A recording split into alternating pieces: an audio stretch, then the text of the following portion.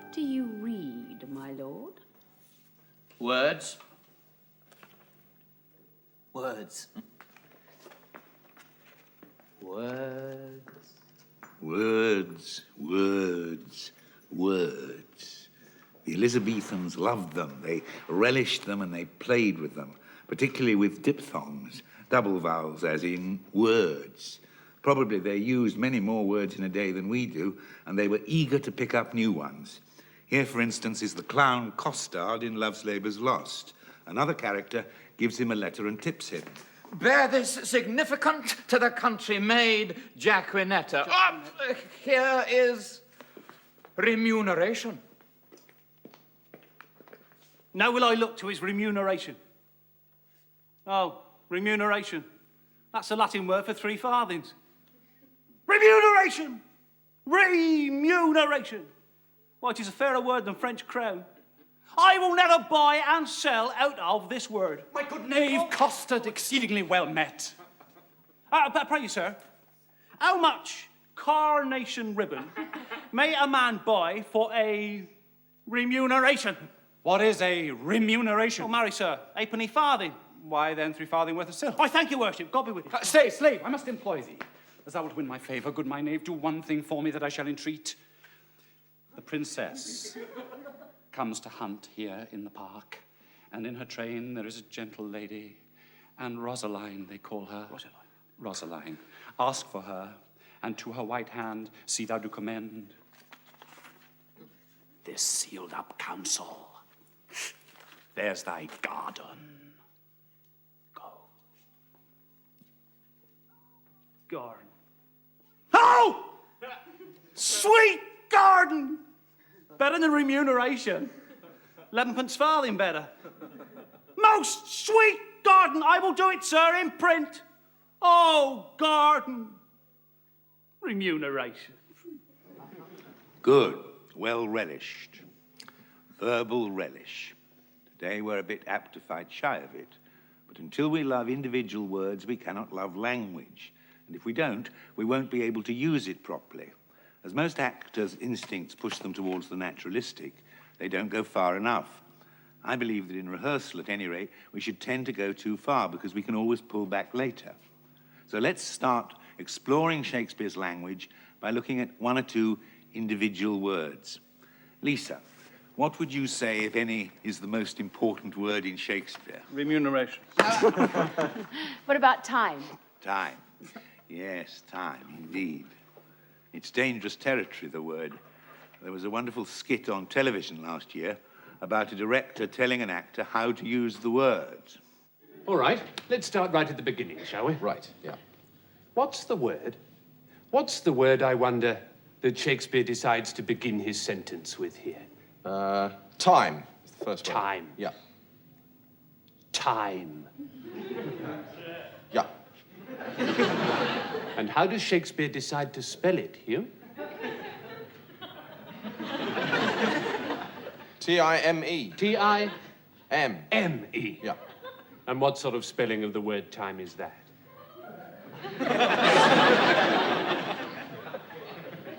Well, it's the ordinary spelling. It's the ordinary spelling, isn't it? It's the conventional spelling. Oh. So why, out of all the spellings he could have chosen, did Shakespeare choose that one, do you think? Well, because it gives us time in an ordinary sense. Exactly, well done, good boy, because it gives us time in an ordinary, in a conventional sense. Oh, right. So, Shakespeare has given us time in a conventional sense. Yeah. But he's given us something else here. Have a look at the typography. What do you spy? Oh, it's got a capital T. Shakespeare's T very much uppercase there, Yeah. Hugh, isn't it? Why? Because it's the first word in the sentence. Well, I think that's partly it. But I think there's another reason, too. Shakespeare has given us time in a conventional sense and time in an abstract sense. Right. All right? Yeah. Think your voice can convey that, I Hugh? hope so. I hope so, too. All right. Give it a go. Just the one word. Just the one word for the moment. Yeah, okay.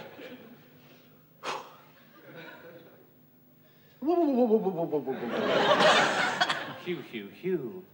Where do we gather from? Oh, the buttocks. Always the buttocks. Here. Sorry, yeah, Gather sorry. from the buttocks. Right. Thank you.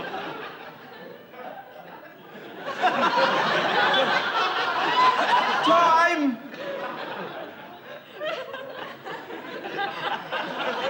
What went wrong there, Hugh? I don't know, I got a bit lost in the middle, actually. An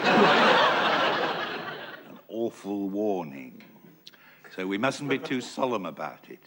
But we mustn't dodge it either. Shakespeare himself was obviously haunted by the word. He did indeed often give it a capital letter. So in spite of this dreaded warning, I intend to dig into it a bit later on. For now, I simply want to make the point that the correct pronunciation, or if you like, the correct pronunciation played, as it were, at 3/4 speed, is time. 2 vowel sounds. It has, as it were, 2 meanings. First, something factual, as in what's the time, and secondly, it does have a poetic resonance, a heightened meaning, i.e. that which is inexorable and wears down human life and endeavor, and in the end, death, something not to be avoided. Give us some examples. Time doth transfix the flourish set on youth. Despite of cormorant devouring time. And that old common arbitrator, time. Good. So let's look at a passage now where the speaker is entirely concerned with working on his audience with words and where nothing else matters. It's a chorus speech from Henry V. Let's work on it in the way we said at the outset. First, ask what the character's intentions are, and then we look at the language. All right, but what about, well, the character of the chorus, or... Well, I'm not going to talk about the character because you, David, are the character if you're the chorus. Right. You're the chorus, not playing one, not a character. Just feel your way with the words. You've said in the beginning of the play, on your imaginary forces work. So on our imaginary forces work. Your intention is to make us feel, smell, see what it's like on the battlefield. And so you've got to find the language at the moment that you speak it. You use the words which you, David, need. Right. Have a go.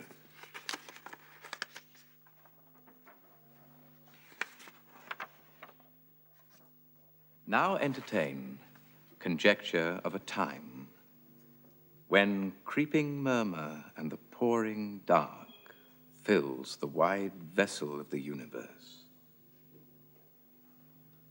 From camp to camp, the hum of either army stilly sounds. I think that's still a little bit too prepared. Yes. It's got to come out of you actually spontaneously. You don't know what you're going to say till you say it. More excited. Inside, yes. Right.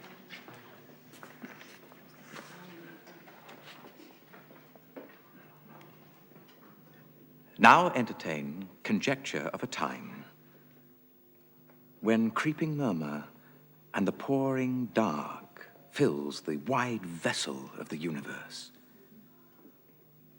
From camp to camp, through the foul womb of night, the hum of either army stilly sounds, that the fixed sentinels almost receive the secret whispers of each other's watch. Fire answers fire, and through their paly flames, each battle sees the other's umbered face. Steed threatens steed with high and boastful neighs, piercing the night's dull ear.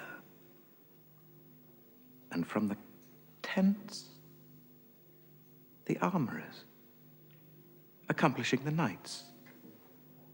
With busy hammers, closing rivets up.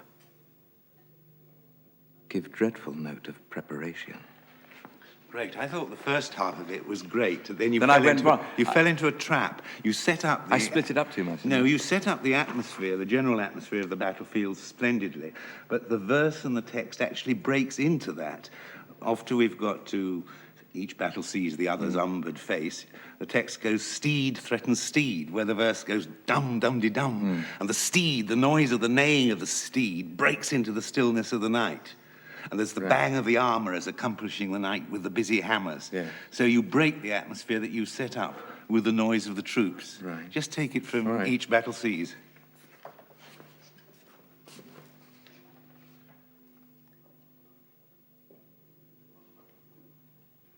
Fire answers fire, and through their paly flames, each battle sees the other's umbered face. Steed threatens steed, with high and boastful neighs, piercing the knight's dull ear. And from the tents, the armorers, accomplishing the knights, with busy hammers, closing rivets up, give dreadful note of preparation. That was much better. You took us with us. It was like the camera moving in from a long shot to a close-up of what was happening within the scene. It's actually a point we're going to come up to a lot later when we talk about set speeches. It's a great trap if you get onto one note, one tone, one tempo. One has to always look for the variety. It's a difficulty, isn't it, when you're trying to actually coin phrases and words and images at the same time as also speaking blank verse, and you mustn't sacrifice right. one or the other. That's right. You can mesmerize yourself with the words. Actually, if you go for the contrapuntal stresses in the verse, you will find the changes as they come. Yeah, I'll go and work on that. Okay, very good. Yeah. Well, we've talked about intentions and how the verse works, and we're beginning to marry the two traditions, Shakespeare's and ours. We're beginning to get a balance by finding the language and by making it our own. Now, let's look in detail at some of the major ingredients of language. First of all, what about resonance and onomatopoeia? Let's have some examples. Swilled with the wild and wasteful ocean. When the blast of war blows in our ears. That the fixed sentinels almost receive the secret whispers of each other's watch. Good. Now, what I think you were all doing there was doing it more closely to how probably Elizabethan actors would have taken it, and we rather fight shy of that in performance. And what I'm at tonight is to push us to going too far, just to see whether we don't fight shy of the language too much. And I think if it's as packed, the language, as that, you do have to take it as much as that. The need for verbal relish is obvious. Not too little, but of course not too much. Again, it's the question of balance. Perhaps worth pointing to some words whose richness is not so apparent. Shakespeare's pronunciation was, of course, different from ours. It was rougher, perhaps more onomatopoeic. War, for instance, was pronounced war, and I, as in I, was pronounced a, and time was pronounced tame. Tame. It's fascinating. I'm almost obsessively fascinated by the thought what it could have sounded like in. I know you can do this. You should do it. But in 1590 on the South Bank, you know, when they had all those little theatres there, what was the noise? I mean, I can do it a bit, but you do. Well, I'm not an expert, and I've often been corrected. But if we take the speech we've just done, it went a little bit like this. Now, entertain conjecture of a time when creeping murmur and the pouring dark filled the wide vessel of the universe. From camp to camp, through the foul womb of night, the hum of either army stilly sounds.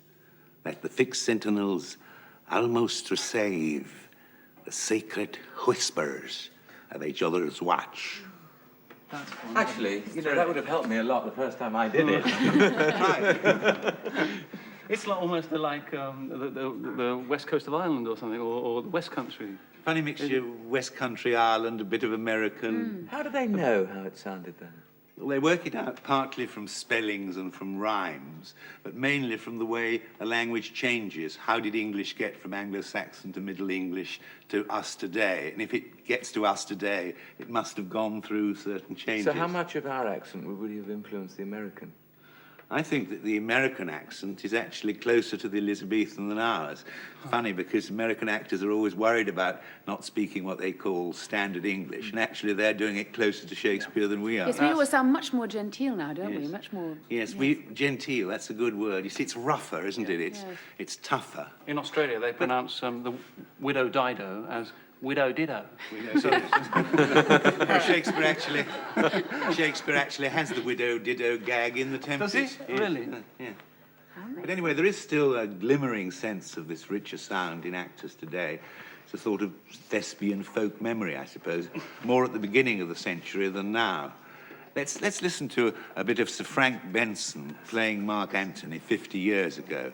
He managed to make 2 syllables out of the word ears, for instance, and about 4 out of the word bones. Friends, Romans, countrymen, lend me your ears. I come to bury Caesar, not to praise him. The evil that men do lives after them. The good is oft interred with their bones. Well, somewhat overdone, but not entirely un-Elizabethan. I think the big difference is that he's more sentimental than we'd be today. That sounds to me a bit sentimental, isn't it? But diphthongs are, in fact, 2 vowel sounds. That's the point we were making. That's the point the Elizabethan pronunciation brings up, and indeed what Earl Benson brings up, even though he made them about 5. I think vowel sounds are important. I don't want to labour the point, because anybody who knows poetry knows that it doesn't just apply to Shakespeare. I merely want to stress that there's a tendency in our acting tradition to run away from it. But we do run away from consonants too, don't we? Yes. And they're just as important, aren't they? Yes, if there's a danger of wallowing in vowels, there's a use in thinking of consonants as a stern corrective, and often they're more important. Why don't we just hear those 2 lines about the centuries again from Henry V? That the fixed sentinels almost receive the secret whispers of each other's watch. The whispering's there, the alliteration's obvious. The sounds are doing the whispering, aren't they? There's almost as much breath as a well-supported vowel, don't they? They do. See, that's a good example of why I have an instinct to take our verbal relish as far as we dare. It's partly because Shakespeare wrote with those old sounds in mind, but it's partly because I think we do at this moment in time tend to give short measure. We can't go far wrong, I think, if we just remind ourselves over and over of what we started with, which is Shakespeare's own view of the matter. So, Ben, just remind us Hamlet's advice to the players again. Speak the speech, I pray you, as I pronounce it to you trippingly on the tongue. But be not too tame. Oh, that's a wonderful word, isn't it? Because we do get so tame. Be not too tame, neither, but let your own discretion be your tutor. Suit the action. Suit the action to the word to the action. It's all there, isn't it? Not too little, not too much. Balance. I'm always struck by the sentence, suit the action to the word and the word to the action. I'm not sure, but I think Shakespeare is partly expressing here in Elizabethan terms what we've been expressing by the word intention. Intention equals what are you doing? Action equals that which you are doing. So, suit the action to the word and the word to the action. If I were to offer one single bit of advice to an actor new to Shakespeare's text, I'm not sure it wouldn't be more useful if I were to say, look for the antitheses and play them than anything else.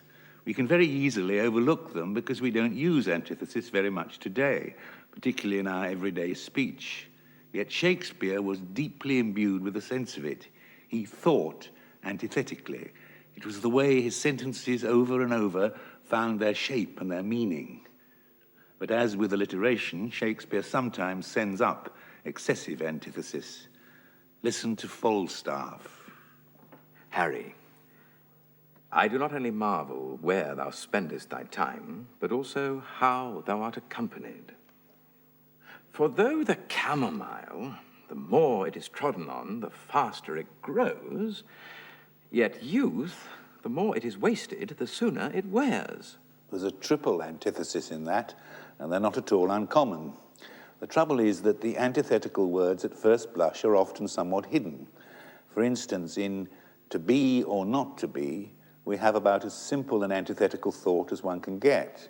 But Hamlet's next sentence has key words which are not quite so obvious.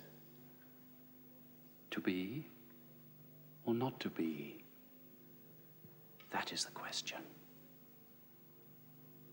Whether it is nobler in the mind to suffer the slings and arrows of outrageous fortune, or to take arms against a sea of troubles, and by opposing, end them. If an actor doesn't point up antitheses, he will be hard and sometimes quite impossible to follow. Here's the beginning of Richard II's long soliloquy in Pomfret Castle. I have been studying how I may compare this prison where I live unto the world. And for because the world is populous, and here is not a creature but myself, I cannot do it. Yet I'll hammer it out. My brain, I'll prove the female to my soul the father, and these two beget a generation of still breeding thoughts, and these same thoughts people this little world, in humours like the people of this world, for no thought is contented. The better sort, as thoughts of things divine, are intermixed with scruples, and do set the word itself against the word. Good. Hold it there, Mo.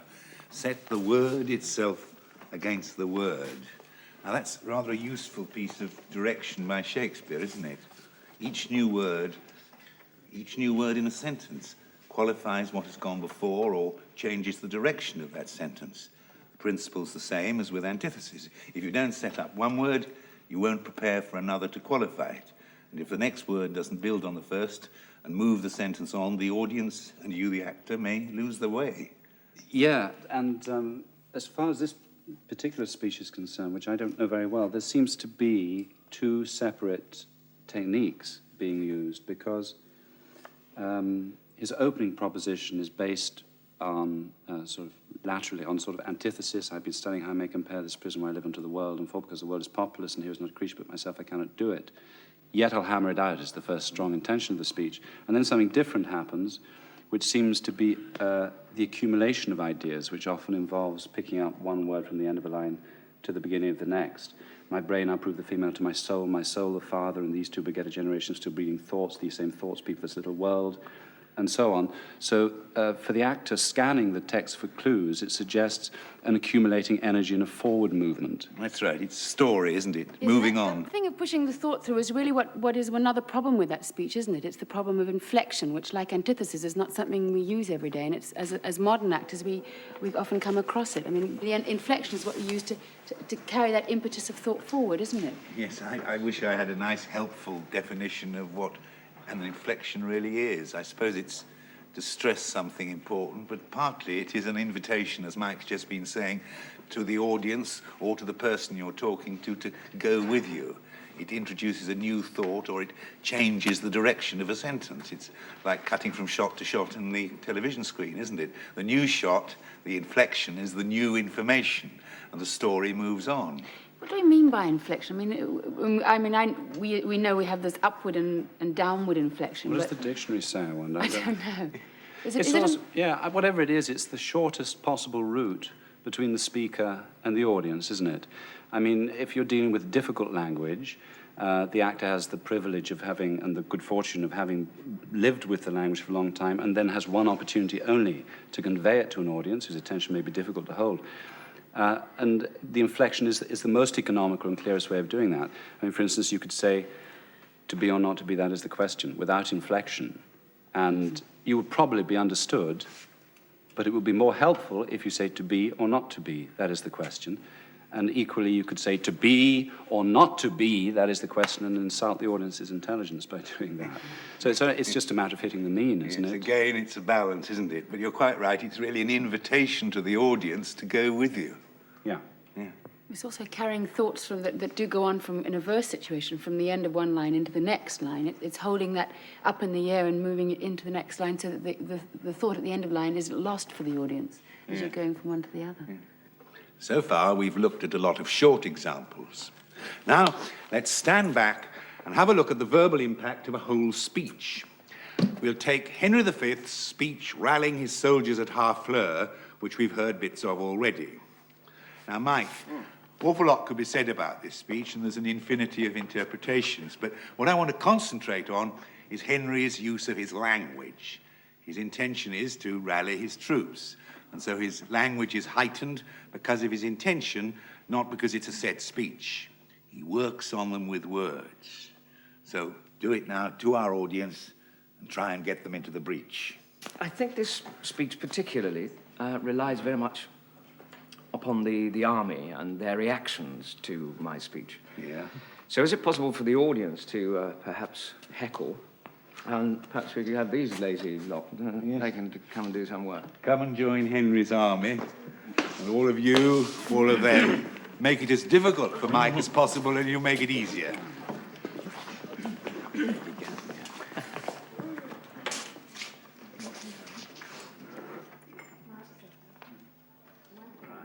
Off we go then. Right. Once more! Run! Unto the breach! Dear friends, once more! Or close the wall up with our English dead! In peace, there's nothing so becomes a man as modest stillness and humility. But when the blast of war blows in our ears, then imitate the action of the tiger. Stiffen the sinews. Summon up the blood. Disguise fair nature with hard-favored rage. Then in the eye a terrible aspect. Let it pry through the portage of the head like the brass cannon. Let the brow o'erwhelm it, as fearfully as doth a galled rock o'erhang and jutty his confounded base, swilled with the wild and wasteful ocean. Now, set the teeth and stretch the nostril wide. Hold hard the breath and bend up every spirit to his full height. On, you noblest English, whose blood is fed from fathers of war-proof, fathers who, like so many Alexanders, have in these parts from morn till even fought, and sheathed their swords for lack of argument. Dishonor not your mothers. Now attest that those whom you called fathers did beget you. Be copy now to men of grosser blood, and teach them how to war. I see you stand like greyhounds in the slip, straining upon the start. The game's afoot. Follow your spirit, and upon this charge cry, God for Harry, England, and St. George!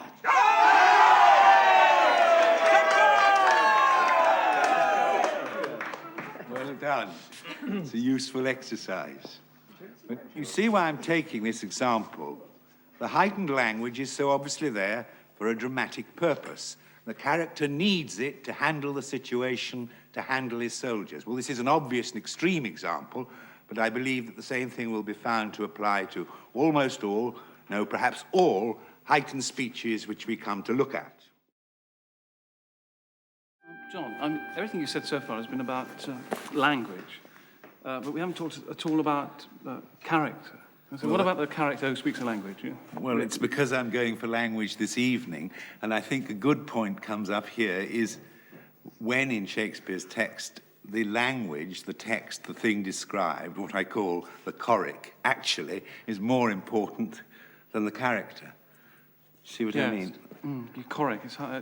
Well, choric's a dreadful word, isn't it? Yeah. But let me say again what I mean by it. I mean, when the text is about the thing it's describing and not about the character who's speaking it. And very often, Shakespeare gives terrific speech to somebody who isn't important in the play as a character.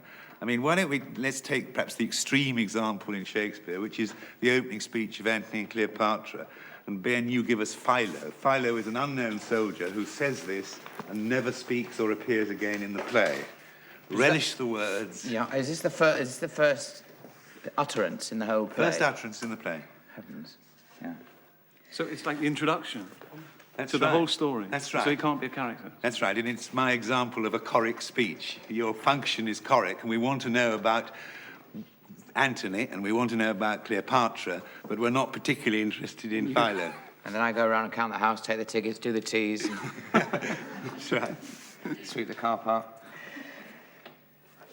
Nay, but this dotage of our generals o'erflows the measure. Those his goodly eyes that o'er the files and musters of the war have glowed like plated Mars, now bend, now turn the office and devotion of their view upon a tawny front. His captain's heart, which in the scuffles of great fights hath burst the buckles on his breast, reneges all temper, and is become the bellows and the fan to cool a gypsy's lust. Good. But John, there is a character thing here, isn't there? Because, I mean, the character himself is angry. It's not, I mean, so there's two things. It's not just that it's a choric speech, that it's giving us, the audience, a situation and information, but It's like the a actor ca- who's it's like a playing cast it list, has isn't got, it? has, That's has right. got to Isn't it? be, That's all. has got to have his It's own billing. feelings. Who gets his top own- billing in this? Anthony does. Mars, actually. Oh, Mark, good part. No, this general, No, but Mars is the you're, first. you're absolutely right. And in a sort of way, I'm cheating. What I was saying was, make the language your first concern, which Ben was doing. Now I would say to him, now that you've focused on the language and started to make the language work on your audience, Yeah. now what the character feels, not necessarily what he is, but what he feels, his anger and bitterness and outrage at what he sees, has got to work into it to make it real. Well, I suspect that it would only work for me if I tend to clutter, I think. I think as an actor, I tend to clutter. And as an exercise, not clutter. And I think, no, I think that as an exercise, I ought to always simplify. So I won't yet impose a character on these words. I'll still allow the words to try and push me into some shape, That's right. because But they're very vigorous. Something that would help push you into it is if you actually come into it. If you start static, you'll Yeah. be a bit static, but Yeah. come in outrage out of what you've seen. Come into the scene. Yes, all right, I'll try that, yes. Might give a good lead. To tell us. No. Oh. Yeah, I could tell us. I could tell Roger. Yeah. And Peter, if you're interested. Maybe here. And us. Yes.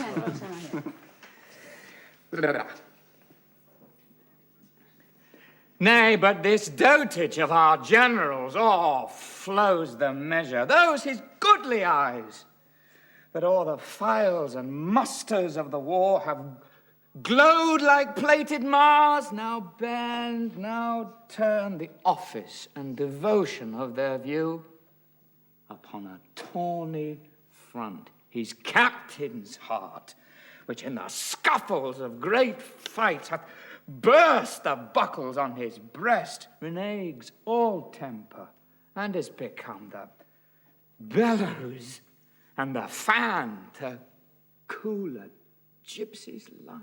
I thought that was great. See, what we did, which is quite Makes interesting. me shake, this language.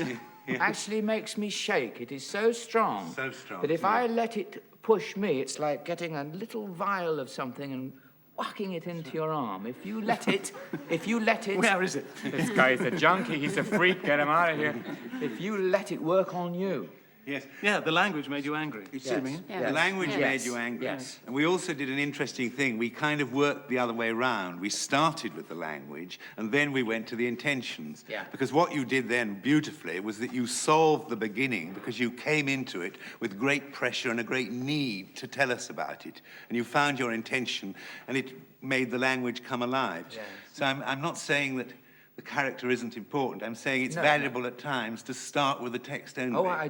Good for me. It's the only way. It must be for me. that's Otherwise, Yes, I because if you did it the other way impose. around and had all the emotion and you didn't have the language, then we wouldn't understand what it was you were saying, and then the play wouldn't have its right kickoff. That's right. I think there's a big lesson in that. Yes. Good.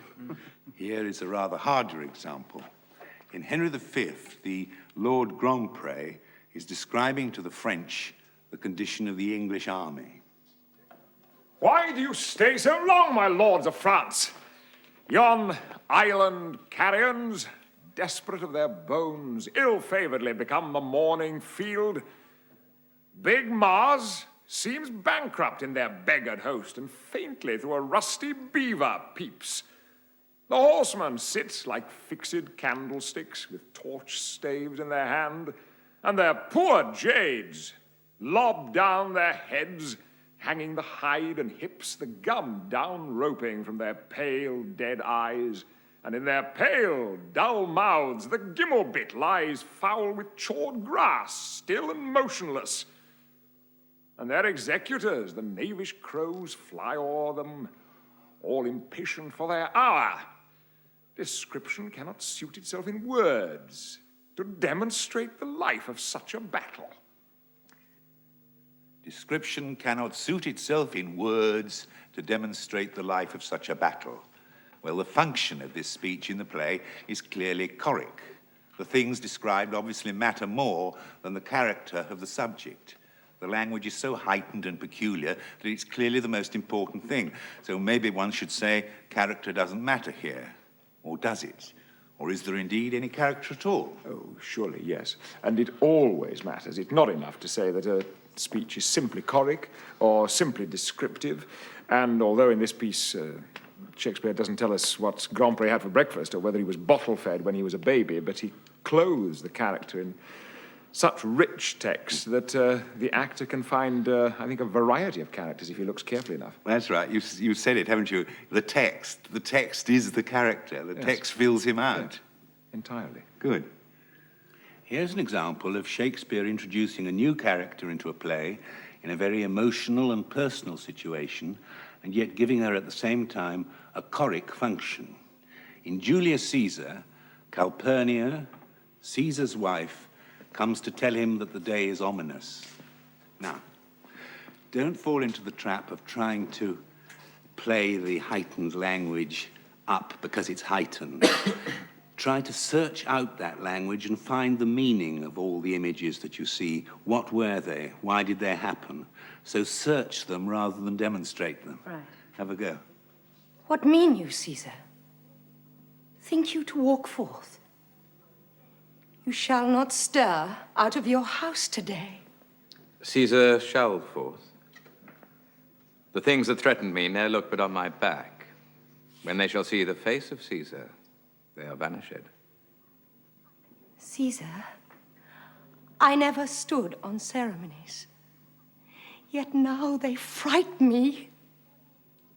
There is one within, besides the things which we have heard and seen, recants most horrid sight seen by the watch. A lioness hath whelped in the streets, and graves have yawned and yielded up their dead.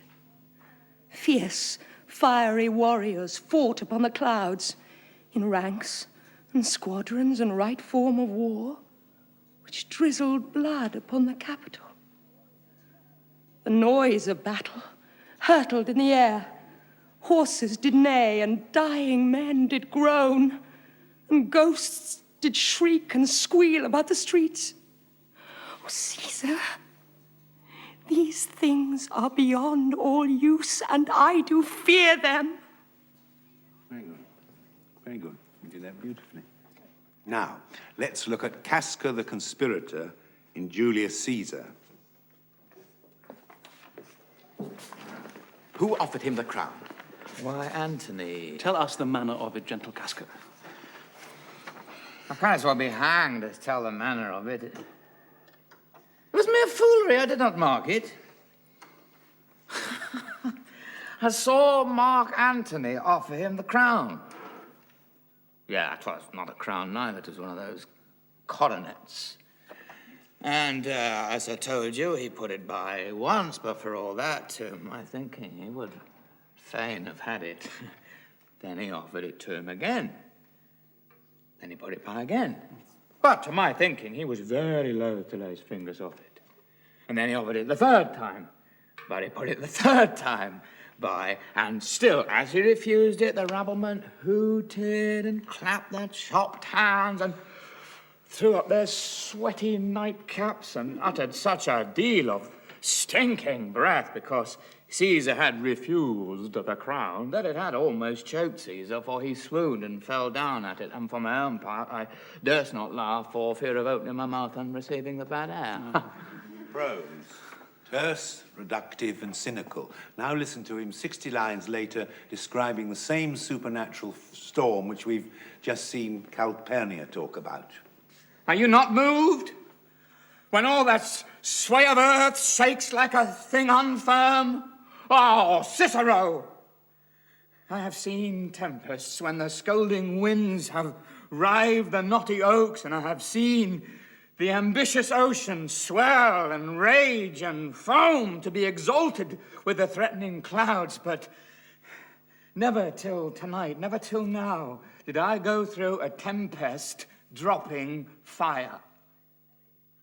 Either there is civil strife in heaven, or else the world, too saucy with the gods, incenses them to send destruction. Good. Now, almost every actor who plays Casca, I think, finds the switch from the prose scene to the verse scene, because he's so different, a big problem. What do you think about it? Well, I think, yes, it is hard, but I think that just literally over the last 2 minutes while we were working on it, I had one of those gifts, those little revelations. You cannot have somebody who always exists on an hysterical level coming in and reacting to something extraordinary because he's cried wolf. He's cried wolf so often that you think, oh, well, it's Casca blowing his top again. But if it's somebody who is always laid back, always obeying, nothing surprises him, nothing shocks him, and you suddenly find him in a terrible state, I think that it hopefully will convey to the fellow characters, actors, and audience that there is something deeply disturbing going on. And were Casca always in heightened verse, if that was his plane of existence, I think that there would be no hiatus in the play, that the audience wouldn't think, oh, there must be something terrible happening. But if it is... Shakespeare often does that, doesn't he? Yeah. He goes into illogic. I mean, I'm sure that's the point, that Shakespeare's drastic change is totally deliberate, and because it's the cool man going berserk, actually the storm becomes more real because it's affecting that man. Yes. And what's great in the playing of it is if you go for each scene totally as it comes and commit to it, and you don't try to iron out the inconsistencies, because after all human beings and all of us are pretty inconsistent. Yes. That's right. Yes. Shakespeare does this over and over, a seeming inconsistency which is entirely deliberate on his part. In The Merchant of Venice, for instance, when Bassanio comes to choose the caskets, Portia's first speech to him is fairly naturalistic. I pray you tarry. Pause a day or two before you hazard, for in choosing wrong I lose your company, therefore forbear a while. There is something tells me, but it is not love. I would not lose you. And you know yourself, hate consuls not in such equality. A little while after, when she bids him choose the caskets, the text becomes poetic and heightened. Away then. I am locked in one of them. If you do love me, you will find me out. Let music sound while he doth make his choice. Then if he lose, he makes a swan-like end, fading in music. That the comparison may stand more proper, my eye shall be the stream and watery deathbed for him. He may win. And what is music then? Then music is even as the flourish when true subjects bow to a new crowned monarch. Such it is, as are those dulcet sounds at break of day that creep into the dreaming bridegroom's ear and summon him to marriage. Now he goes, with no less presence, but with much more love than young Alcides when he did redeem the virgin tribute paid by howling Troy to the sea monster. I stand for sacrifice. The rest aloof are the Dardanian wives, who with bleared visages come forth to view the issue of the exploit. Go, Hercules. Live thou, I live. With much, much more dismay I view the fight than thou that makes the fray. Good. Portia isn't just switching into romantic language, she's trying to find the words she can to express her situation, and that's what you did. Good. Now, all of you come in a moment. On what we've explored so far, and we were going for the heightened language, I think somewhere along the line overall, maybe we could all have gone a bit farther. I don't know what you felt, but I felt we could have been a bit more daring. More? What do you think? Well, it's limits, isn't it? I mean, art is limits. How far can you go before you've broken a limit and rendered it unintelligible? I mean, how far would you? Well, personally, I go very far, but of course it's the old question again of balance, isn't it? What you personally would go? Personally, I'd go I mean, further, you I think. yourself would. I think you've been put on the spot, John. No, you should. I think you've been subtly manoeuvred up to a spot. John, would you like to show us how you yourself personally might? Cue music. Yes. End credits. Right, No, what you do I should do? the Henry V. Harold, Montauk. No, the The old list French of the, king. List of the French knights, right? French king? Yes. All right. Yes, a quiz, this is. All right. Are you going to use an Get in accent? the big chair. You're going to use an accent? I don't think I'll do it in Elizabethan English, but what I might try and do is to do it in my idea of what an Elizabethan actor might be like. So I might go a bit far with it, and if I do, you can tell me. All right? Let's try. This is your set. Oh, all right. A modest little chair. All right. I'll also try doing something which we haven't mentioned, which is tending to try to pronounce every single sound within a word. I think the Elizabethans may have done that more than we do. So I'll over-stress the sounds and see what happens. You sound like an Elizabethan actor. I'm going to try. All right. Going too far. Yeah. Where is Montjoy, the herald? Speed him hence. Let him greet England with our sharp defiance. Up, princes, and with spirit of honor edged more sharper than your swords, high to the field. Charles de la Breath, High Constable of France, you Dukes of Orleans, Bourbon and of Berry, Alençon, Brabant, Bar and Burgundy, Jacques Chatillon, Rombures, Vaudemont, Beaumont, Grand Pré, Roussy and Falconbridge, Foix, Lestral, Bouciquelt and Charolois, high dukes, great princes, barons, lords and knights, for your great seats now quit you of great shames. Bar Harry England, that sweeps through our land with pennons painted in the blood of Harfleur. Go down upon him, you have power enough, and in a captive chariot into Rhone, bring him our prisoner. Bravo. Well, seriously, was that too far or not too far? No, Not to my taste. Not to my ear, no. No. It was like a fruit cake stuffed with lots of different ingredients. Yeah. Also, it started at the beginning, and there was this amazing thread that went right the way through. You never let it drop or let us flag for 1 second. I mean, it just kept on going like a huge, relentless wave. It was marvelous. Did the speech take you with It us with you? never lets us off the hook when it's No. done that way. No, it does take. Yes, it swept us right along. Was that Rouen? Rouen? Or No, if I said Rhone, R-O-A-N, because that's how it's spelled in the folio. And of course, it makes a much better verse line. In a captive chariot into Rouen sounds a bit of a hiccup, but in a captive chariot into Rome, Yeah, it's wonderful, isn't it's it? much more resonant. It's wonderful to hear that, because all our literature and playwriting today seems to be obsessed with the lack of language. You know, the absence of a text sometimes, you know, spaces, pauses. Yeah. And to hear that so thickly encrusted and each different kind of shape and movement in the sounds, it's What wonderful. it is energy, isn't it? I mean, it's actually, it requires a fantastic amount of energy to use this language well. I mean, our modern thing, as you said, with pauses, I mean, a lot of our things is, modern writing is thrown away and deflated. But a speech like that requires a fantastic drive and energy, which is also something we need to hold on to and remember. It's as if Shakespeare means each name to stand for 5,000 men. So by the end of the speech, you've had the whole of the army. Yes. Yeah. Well, what are the key points we should remember from this exploration?